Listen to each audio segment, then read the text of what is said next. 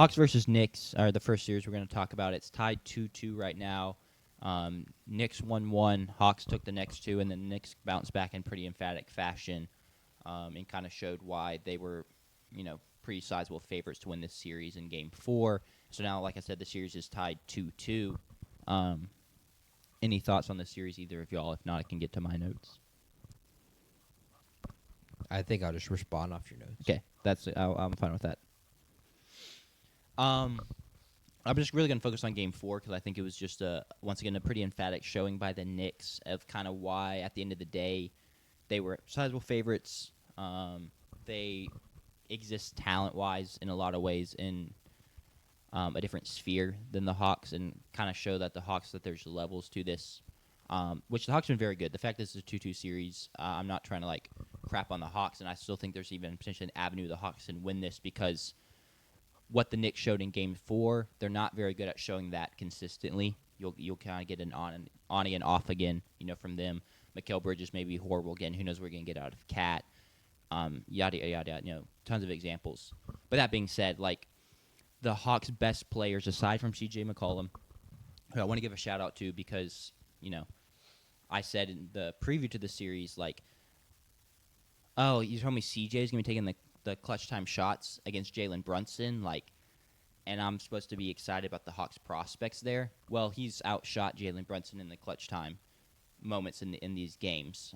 In Games 2 and Games 3, he was phenomenal down the stretch, hit big shot after big shot, and Brunson did not. I mean, even Game 3, Brunson doesn't even get a shot up. He turns the ball over with 3 seconds left, and it rolls into the back court for the game to end. So I want to give him a shout-out. But other guys that have been huge for the Hawks, kind of second-half resurgence this season, Nickeil Alexander-Walker, Jalen Johnson, just haven't lived up to the standard of, being able to get consistent half-court offense. They've still been good in transition. It's where this team really thrives, and, they have tons of long, athletic wings that love to run. But when things kind of get mucked down in the half-court, they don't have tons of go-to answers and counters, so they've looked largely regular and just okay this series. Not been horrible, but just okay, and that doesn't really win you playoff series. Even Dyson Daniels can't shoot a 3. That's been really exposed.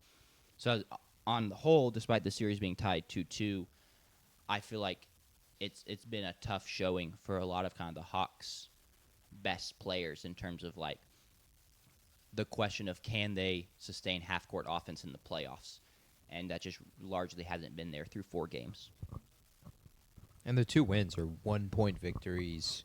Yeah. Miraculous finishes down the stretch that are just not sustainable to win. Agreed. 4 games in a series. The Karl-Anthony Towns minutes, which I thought coming into the season coming into the series were going to be really, really good, and I thought correctly, have been really, really good. I'm pretty sure he's plus 46. Something in the plus 40s in terms of plus minus. Yeah. When he's on the floor, they just don't have anybody who can defend him, and he's good enough defensively to slow down guys like Okonkwo and Moguet or whoever they send his way. His minutes have been really, really good so far. But yeah, the Hawks, their 2 victories being 1-point victories, being crazy finishes at the end. I don't think that they were. They felt like steals. Both of them felt like steals, and so I didn't like that people were really thinking the Hawks are in this series, even when the Knicks went down 2-1. Of okay, the Hawks could win this series, should win this series. Yeah, it's 2-2. Hawks still could. Should just never be used. Could, but should I don't think. Yeah, correct. I don't think they should have been favorites even when they're up 2-1. I just think it's a lack of credit that you are giving to the Knicks, because I do think even in the 2 losses, they played really damn good basketball. In Game 2, they have the big lead, and then they just stink in the 4th quarter. It's 1 bad quarter. In Game 3, they're playing toe-to-toe with the Hawks the whole way. It just doesn't finish the way that they would like. Yeah, I agree. It kind of seems more like the Hawks have done a good job largely just capitalizing on Knicks' mistakes, and then plus C.J. McCollum. Whereas, when the Knicks play good basketball and play up to their, supposed standard, the Hawks can't hang. The Hawks, don't really have a way to match that ceiling. But they have been very good once again at taking advantage of Nick's mistakes and running with that and stealing a couple games. I also just last thing I have, OG Anunoby's been phenomenal in this series. 20 plus points the last 2 games. Has shot the 3 ball really really well. I mean I think it was game 2 where it was like it might have been game 3. One of the 2 games he had like 2 fourth quarter like late shot clock threes that you don't really expect him to hit, and he hits both of them, and that's the reason the game's even close. And so you have that offensive output, plus the elite defense he's really more so known for. He's more so known as for what he does on the defensive side. So that's been huge, especially with the struggles of Mikal Bridges. Like, you really need at least one of them to be quite good, and he has been simply that. He's been quite good. Yeah, he's averaging 21 and 9, 9 rebounds, that is, and he's shooting 52% from 3. He's been really, I agree, he's been the second best, arguably the second best player for the Knicks in this series. And the Mikal Bridges minutes, especially in the Hawks, both Atlanta games at least, have been very curious. Of course, a lot of question marks going to be put on that. No different than like with Desmond Bane with the Magic. Yeah. For how many first picks you traded for the guy, it doesn't feel like the payoff clearly is not there. Sure. I do think part of it is just not. Maybe it's just not the greatest matchup for Mikal. I think if they are to play the Celtics, he had some good games against Boston last year in the playoffs, and I think he can feed off that. And you have to realize that as you go series through series, you're going to have different matchups that lean to your advantage. Yeah. Karl-Anthony Towns is going to have the advantage in this series. He would have the advantage if they played the Celtics. But if they were to play the Denver Nuggets in the next season or the next series, Jokic is going to give him a hard time. Yeah. If he were to play the Spurs in the next series, I don't think he would get to 15 a game. I really think Wemby could slow him down. Just depends on if we do the. We don't want Wemby guarding Cat because we want Wemby to stay as the low man, and so Stephon Castle, you're actually guarding Cat. But if it's Wemby versus Cat, yeah, I would typically agree. I think it's a good point. It is a serious thing, and also it's something Spurs fans have really had to try and wrap their head around, and they've done a really poor job. Is why is Fox not putting up the numbers he put up in Sacramento? It's because he was easily the best player in Sacramento and just got to put up tons of shots. You can't ask Dylan Harper, Stephon Castle, De'Aaron Fox to. No, the Spurs should be scoring 180 a game. Yeah, exactly.